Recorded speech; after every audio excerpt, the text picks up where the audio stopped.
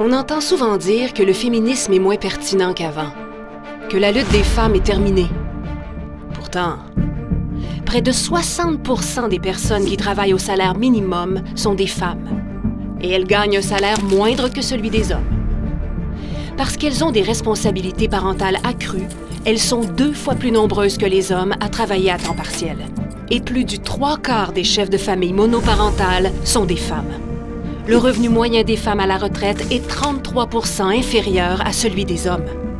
Plusieurs obstacles subsistent encore pour les femmes ayant subi des agressions sexuelles, comme la crainte de ne pas être crues ou d'être tenues responsables de ce qui est arrivé.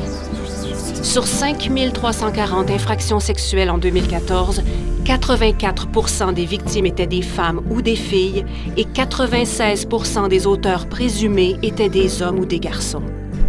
Les femmes sont encore victimes de violences et de harcèlement. En termes de pourcentage de femmes élues, le Québec se classe au 44e rang mondial.